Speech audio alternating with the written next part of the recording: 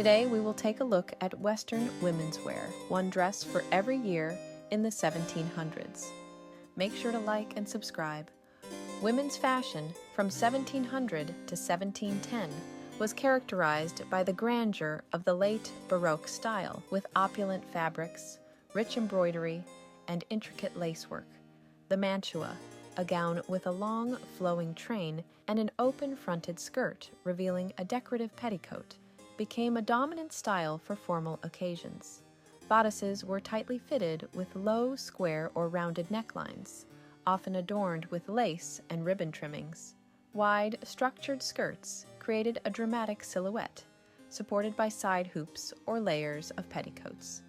Silk, brocade, and velvet were popular fabric choices, often in bold colors or floral patterns.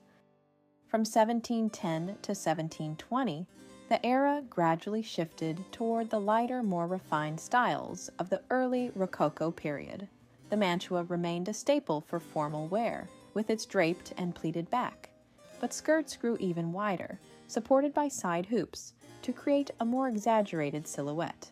Bodices were tightly fitted and featured a slightly higher neckline than in the previous decade, often adorned with lace, ribbon, and delicate embroidery. Sleeves were typically elbow length, finished with lavish lace engageante, ruffled cuffs. Fabrics such as silk, brocade, and damask remained popular. 1720 to 1730 saw the transition from structured opulence to the softer, more graceful aesthetic of the Rococo period. The mantua remained popular but evolved with a looser, more flowing silhouette.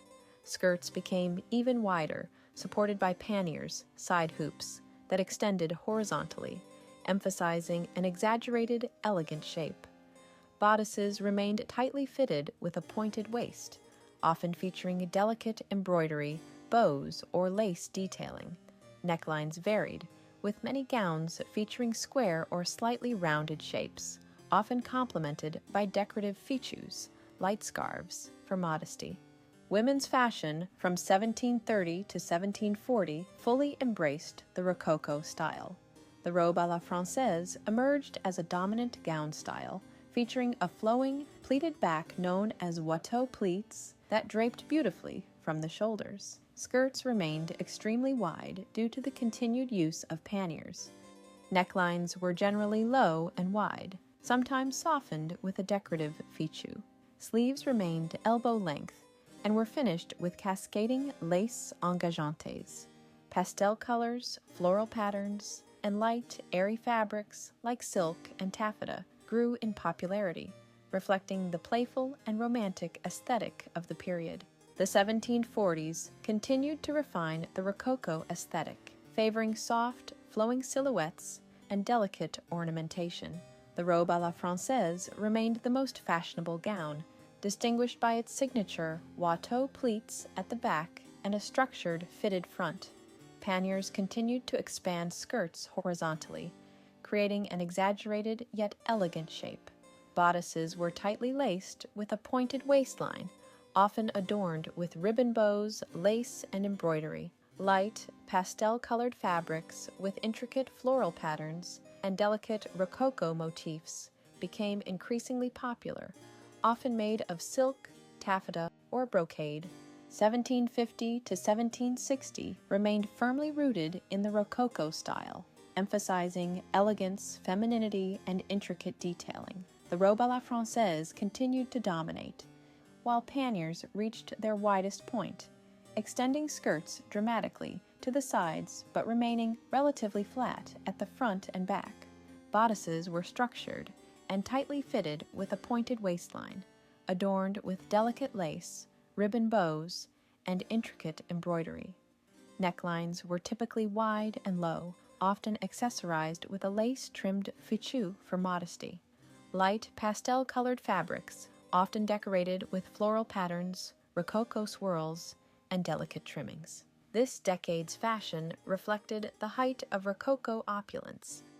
The 1760s saw the continued refinement of Rococo elegance, with an increasing emphasis on lightness, grace, and elaborate detailing. The robe à la francaise remained popular, with its signature pleats flowing down the back. But the robe à l'anglaise also gained favor, featuring a more closely fitted back without pleats.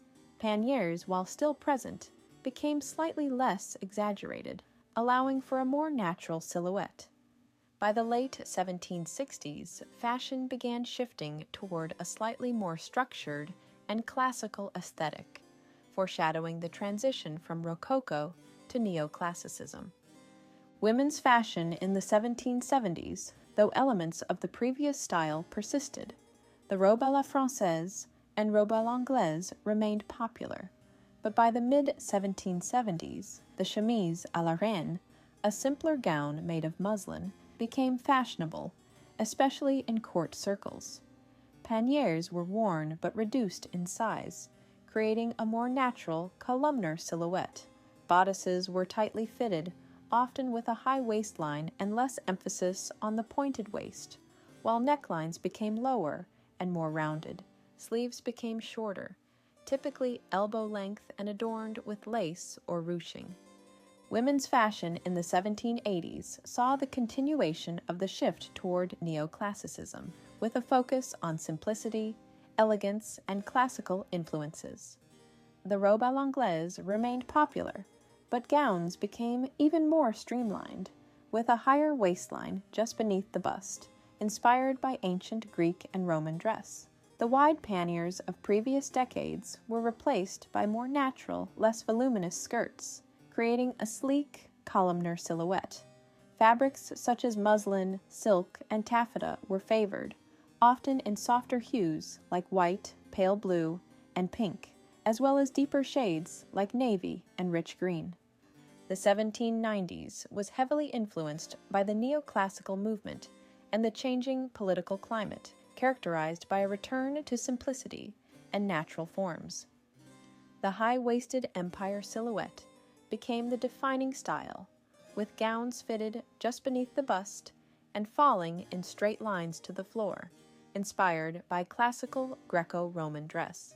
Skirts were slimmed down, and the elaborate panniers and voluminous sleeves of previous decades were replaced by a more streamlined and practical look. Fabrics like muslin, cotton, and light silks were popular, often in white, ivory, or pale pastel colors, with some gowns featuring delicate embroidery or simple embellishments. The 1790s marked the end of the extravagant fashion of the 18th century and the beginning of the more restrained, utilitarian styles of the early 19th century, in line with the social and political upheavals of the time. Tell me which decade or year of dress is your favorite in the comments. Thank you so much for watching. Make sure to check out our Patreon, My Favorite Products, and our weekly newsletter, all located in the description of this video.